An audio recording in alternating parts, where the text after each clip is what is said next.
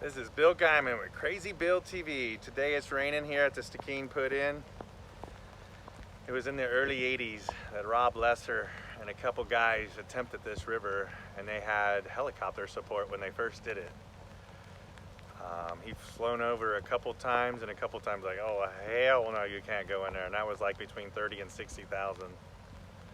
After they had ran it a few times, it had seen a few ascents, or a few descents I should say, but not until 2012 did it take off like wildfire. Everybody was on the bandwagon, the Stikine, the Stikine, the Stikine.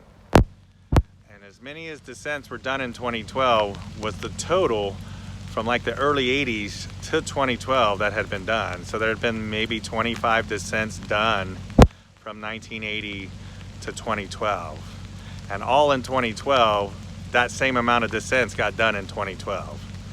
So Stikine started getting popular and doable, partly because the more it gets done, the more information there is about rapids.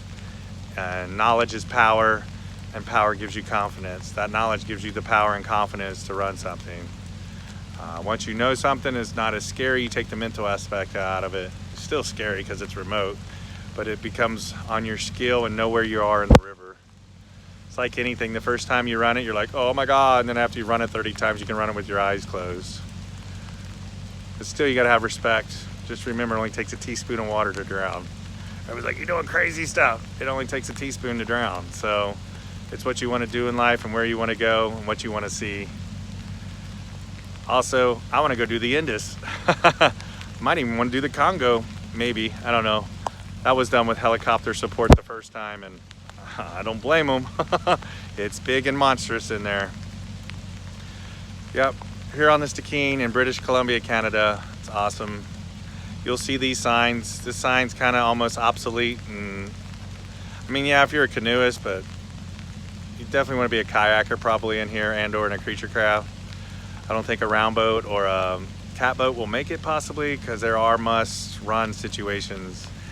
And to run a boat with, to either ghost a boat, like downside Zeb, may not be the smartest thing, because you could get caught in the eddy on the left, which you have seen in Kramer's video when Creature Craft was here, when Mike Danger and Paperweight Nate got caught in that hole. So yeah, ghost boating may not be the greatest idea. I know someone that has an idea, maybe try that. A little leeryous with my beta and information from my friends that I know that have done it. Definitely a cool canyon. You gotta watch for bears. And if you're in a creature craft, like I've once said before, you got a portage at Tanzilla Narrows, and you're way away. I hear it's beautiful in Narrow, and you gotta watch out for boo-boo, because boo-boo is hungry at this time of year, especially if you run it in September, because that's when they're starting to go into eat a lot in pre-hibernation mode. So they're gonna be in super hungry mode, the bears are. But usually Stikine season is late July, the 4th into the first of the 4th week of July, like July 20th to like the first week of August is the 2 or 3 week window. That's when it's the lowest. That's when it's between like 7 and 11,000. It can be ran up to 19,000. Usually the lower end's a little friendly. Also with the levels, there's what's called smiley faces and frowny faces. Depends if the water's coming in up high or if it's coming in low in the canyon.